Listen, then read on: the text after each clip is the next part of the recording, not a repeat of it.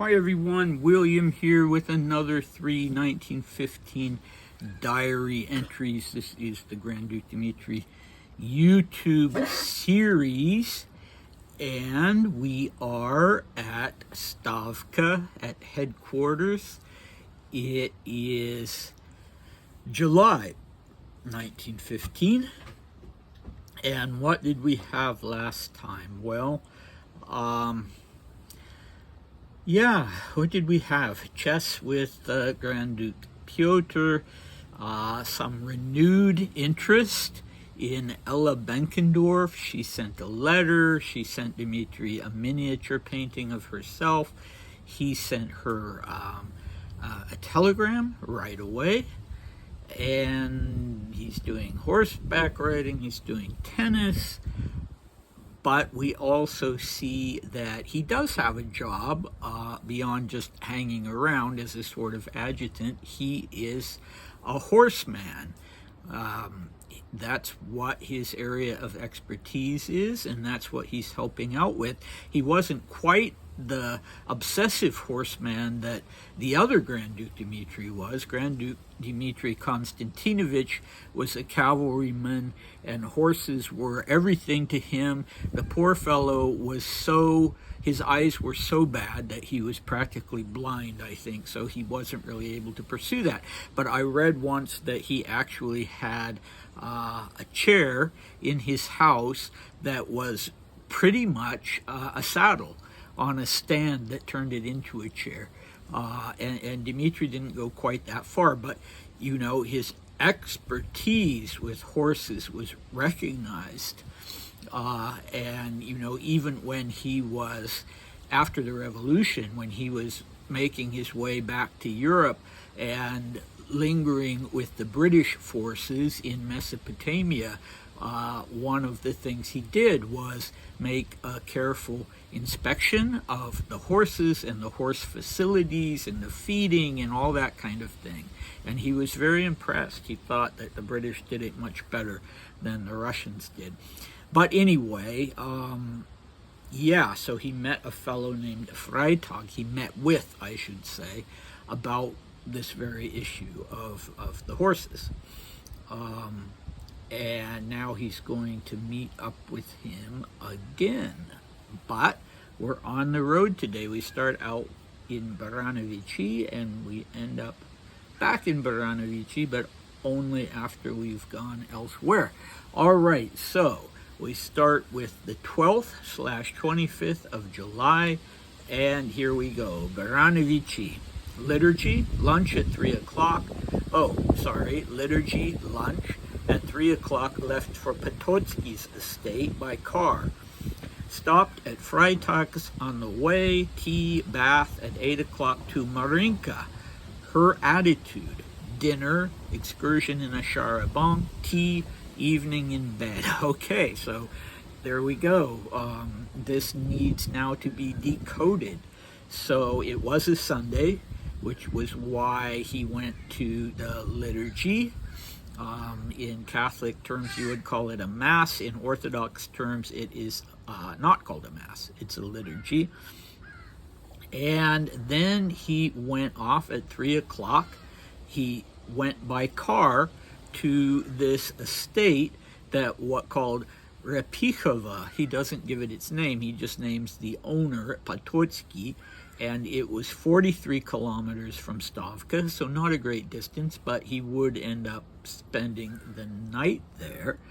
And he doesn't talk about whether the host is present or not. This Pototsky, maybe he wasn't there. Maybe he was off somewhere doing military service. Maybe he was there. Dmitri just doesn't mention it. I am a bit confused by the name. Dmitri writes it Pototsky. And on the basis of that name, Alexandra and Natasha, my colleagues, were able to locate the estate very precisely.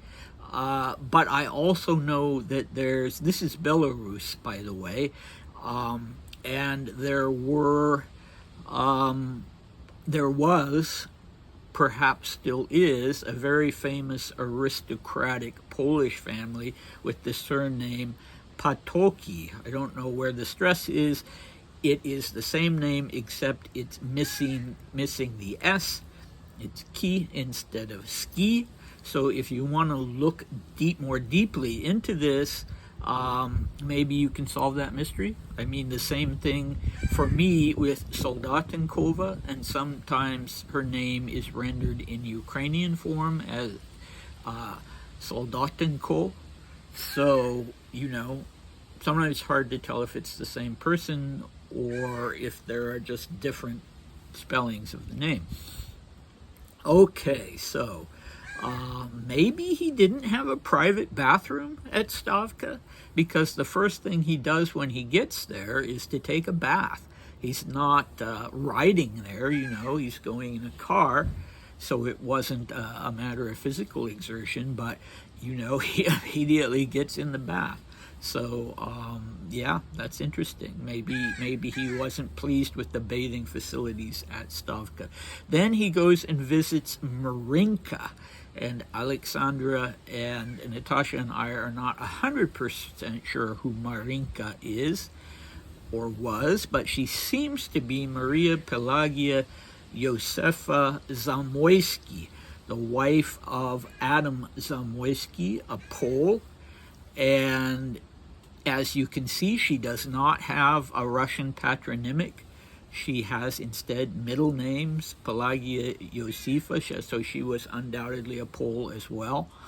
And she was in her 40s. So, and Adam Zamoyski was a friend of Dmitri's. Of course, that didn't always stop him if he was interested in a woman. It's like, if he comes around, don't worry about your daughters, but lock up your wives. But, he also very much treasured sort of emotional support from motherly figures, so that it doesn't presuppose necessarily that there was, any interest between the two of them. Now, Adam will continue to be mentioned in the diaries all the way up to 1928. And yeah, I guess this might be his wife, probably is his wife because of the location in Belarus and Poland. Okay, and let's see. Wait, no, I was wrong. Adam was in his 40s. Marinka, was in her 30s. Okay, and Dmitri's in his early 20s. He makes this statement. He says at 8 o'clock to Marinka. So she didn't live at the Pototsky estate. He goes to see her, and then he just writes 2 words, period, her attitude. It seems to me like her attitude was good because they're spending time together, but, maybe he had made a pass at her or something, or maybe it was completely innocent. Then they had dinner, and then they went on an excursion together in a char-à-banc.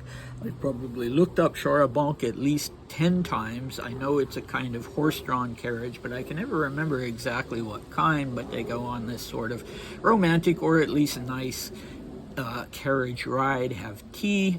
And then he says he spends the evening in bed. So why on earth would he do that? Well, the answer comes with the next diary entry of the 13th/26th July. He writes, at the Pototsky estate, we went hunting at 5 o'clock a.m. Car, horses, swamps, meadows, Oginsky Canal, hunting, beaters, arrival of Marinka, lunch, rain, hunting, steamboat, back with Zamoyskaya dinner. Dinner at 10:30, sat and talked, sleep. So this either sounds like some kind of, strange sort of postmodernist poetry, or, like a list that they give people in those dementia tests, right, to see if they can remember a list of words. Trump's famous, what is it, man, woman, person, camera, TV.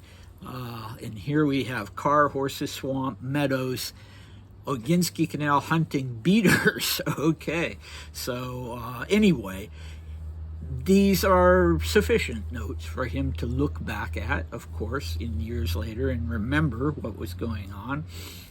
So this is why he retired early and spent the evening in bed, because he had to get up at 5 in the morning. I'm surprised he even agreed to do it. But yeah, they go hunting. He doesn't say for what.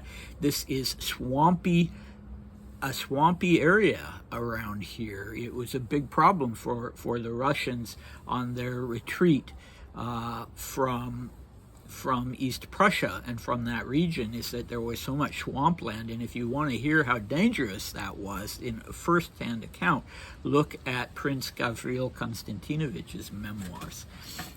So it sounds like it was complex to get to the hunting site. They took a car, then they rode horses, and then they ended up in these swamps and meadows. The Oginsky Canal, I looked up briefly. It's a canal that connects two rivers in Belarus. Absolutely beautiful photographs of it with the evergreens along the banks. And then he's already told us that he went hunting, but he returns to that theme and says hunting, period, beaters, period. Sounds like maybe rabbit or bird hunting. Arrival of Marinka. So she turns up for lunch at the hunt site of the hunt. It's raining. Here he goes again. Twice he's told us that he was hunting, but now he writes lunch, rain, hunting, steamboat. Okay, so yeah, they eat their lunch. It's raining, but they go back and do some more hunting, and then he takes a steamboat back with Zamoyskaya, who is Marinka, and they have dinner together at 10:30. Good Lord, did they really get back that late? And then they sat and talked for a while, and then he went to bed. And you know, I'm astonished that he was, after having a 10:30 dinner, that he was sitting up talking to her, because he got up at 5 in the morning, and usually when he does that, he takes a nap. But it doesn't seem like he had time on this particular occasion to take a nap. Okay. No mention again of the of Pototsky or of Zamoyski, Adam. They just, either they're not there or he's not interested. Okay, one last diary entry, 14/27th July, woke up at Zamoyskaya's, spent the morning with her, inspected horses with Freitag, lunch, elk, departure, arrived for tea, feeling weighed down, chess with Petusha, home, dinner after dominoes, and home. All right, again, it needs decoding. So we don't know about the relationship with Zamoyskaya, whether they were just friends or not.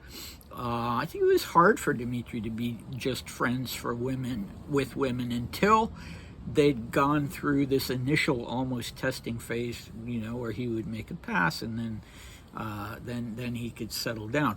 But he spends the morning with her. Then maybe the point of the trip, maybe why he was allowed to go off and make this trip was that apparently Freitag and the horses were outside of Stavka, and so he stopped on his way back and inspected the horses with Freitag. Okay, then here's one of his poetic lines: lunch, elk, departure.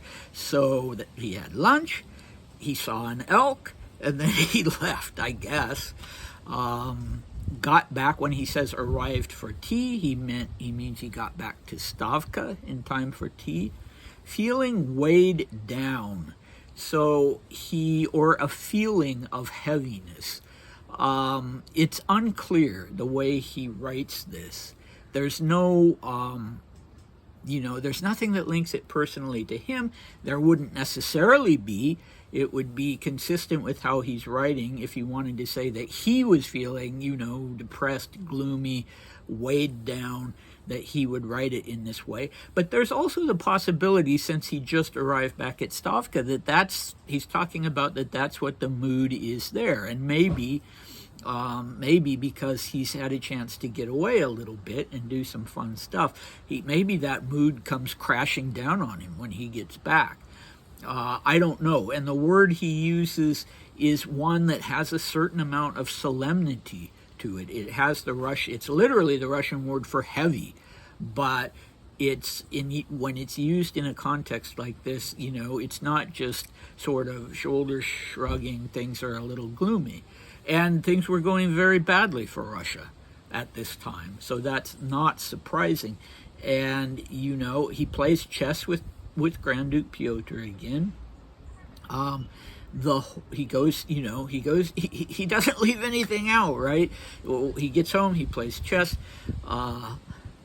He goes to his quarters, then he has dinner and plays dominoes, then he goes back to his quarters, and he lets us know about all his movements. One thing that I think of when I look at these, especially with this reference to his mood / the mood at headquarters, is that, as you'll see later, Dmitri will be doing a lot of traveling around the front. He will be going to all the places where the regiments are, where people have been in combat, and meeting with them and handing out medals. And okay, light duty, aside from the fact that the traveling constantly is tough. But I think it really started sinking in for him. He'd managed to push it out of his mind, I think deliberately so, after what happened at Kaushin in that horrific battle. And as you can see, he did that pretty efficiently when he was at Usovo and Moscow and Petrograd. He just wasn't really letting himself think about it. But now it's right in his face. And I think, he was always prone to depression. And I know that not long, like I think in November 1916, close to the Rasputin assassination, Nicholas, in his diaries or in a letter, had expressed some concern that Dmitri was so depressed. And so I think maybe we can start to date it from here, when he was really exposed to the gloom at headquarters, and also seeing firsthand the soldiers who had been through the ringer. So anyway, something to think about. What do we have next time? We'll have him doing more traveling, going into Poland, and we will have an appearance by Grand Duke Mikhail Alexandrovich, whom Dmitri calls Misha. So Dmitri has recently had a lot more contact with the wife, right, Brasova, but now he's going to be spending some time with Misha. So do come back, and I'll see you then. Bye.